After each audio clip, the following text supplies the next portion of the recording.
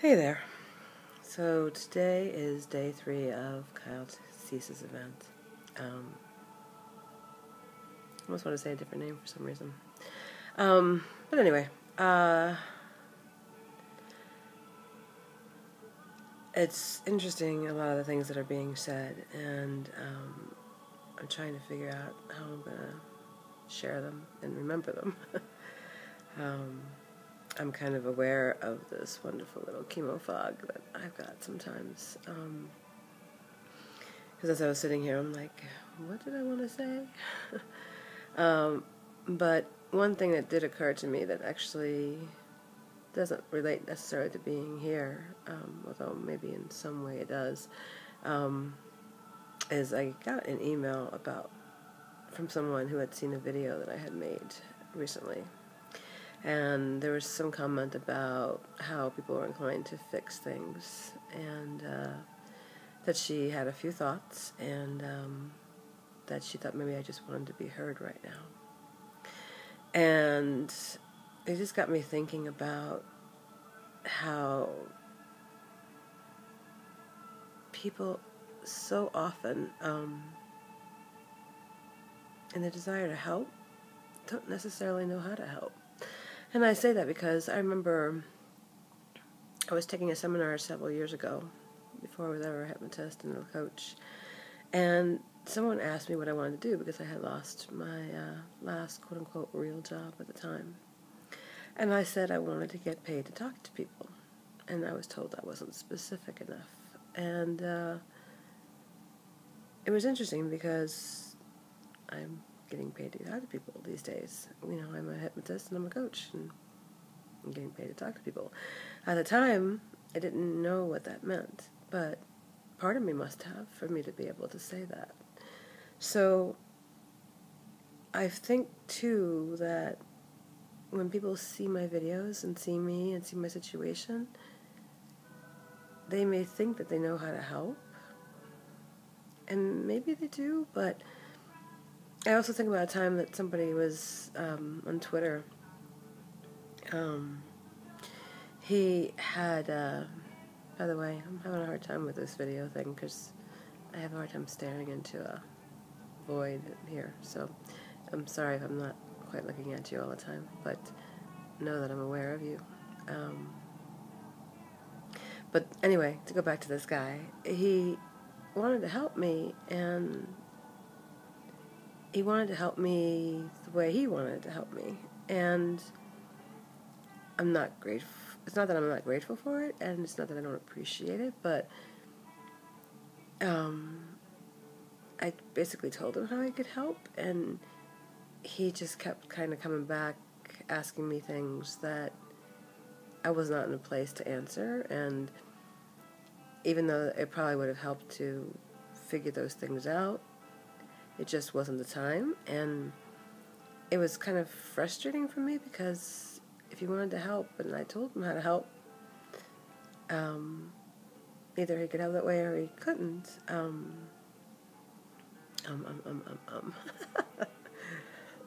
Excuse me. Still fighting this virus or whatever it is, as you may hear in my voice anyway. And I'm holding my iPad with 2 hands, so it's a little awkward. There's an again. Oh, by the way, I acknowledged Kyle in my last video about how he, was using scatological language, and a whole conversation came up yesterday about that, and somebody dared him not to use it, and it turns out that the reason he uses it is to avoid ums. So he's definitely saying he's revisiting it, and what's really cool is he's kind of learning as we all go, too, and I think that there's so few people who do that, and it's just such a different environment in this group setting, and it so speaks to me. It really does. And I was just thinking yesterday, like, asking people, you're tired of the bullshit, because I'll tell you, I'm tired of the marketing stuff. I'm tired of thinking that, if I'm not doing something business-wise, is because I don't know how to market myself right. And yesterday, one of the things that came up, there was an again. Did you notice? There was almost another one. I noticed yesterday, or I heard yesterday that, I can't get those ums to stop. I wonder if there's an stopper. That would be a great invention. So, yesterday, there was conversation about... Now I totally took myself off track. Chemo brain. Anybody want to say chemo brain? What was I saying? If I stopped the video, I would know what I was saying. That sucks. I hope you never have to do chemo.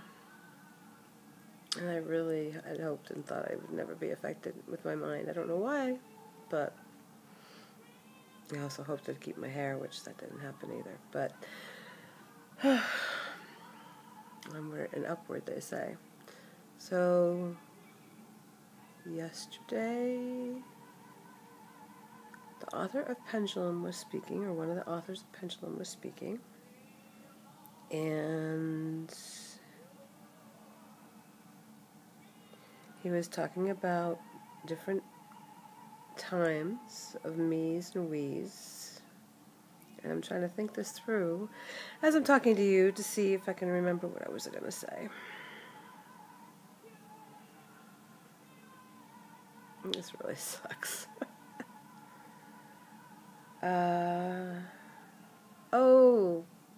Okay. He showed something in his presentation about, it was there, it's sort of on the tip.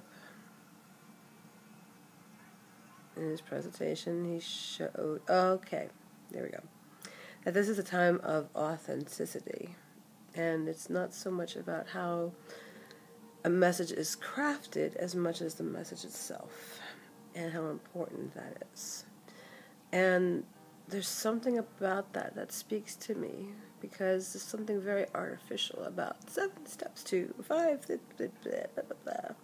You know, all these different things that people are crafting that is in the name of marketing. And it's just, I feel like marketing is manipulation. And I guess I'll just say this and then I'm going to have to go. But I do these things called letters of love. They're intuitive writings, and they answer the question, what does a person need to know right now? Interestingly enough, a woman, when I first started doing this, wrote to me and said she wanted one. And then she proceeded to, and I'm thinking I might have told you this before, but oh well. Maybe you didn't see it. I know everybody doesn't read and see everything.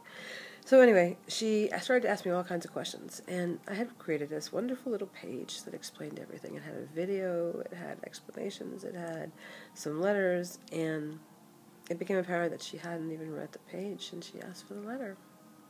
And she asked for it because it just felt like the thing to do. So, and interestingly enough, I had a lot of people come along and read the page and go, oh, it's a great page, but they never asked for the letter. And in the letter, on the page, I even said, you know, ask for the letter. If it doesn't speak to you, I'll give you your money back. And people weren't doing it. And I tend to think the difference was that she listened to her gut. She listened to her intuition. And to me, that said a lot. And I just really think that if we all listen to our gut and intuition, all this sales shit... Excuse my language if you're offended by that, but I just feel like there's a lot of it that's really shit. And it's manipulative. And you buy things you don't want because you're buying because somebody emotionally cued into you because somebody who does sales told them to do that. So, I don't know that I need to be fixed. Because I'm not sure the fixes out there are there ones I need? And I kind of feel like this is between me and the universe, kind of.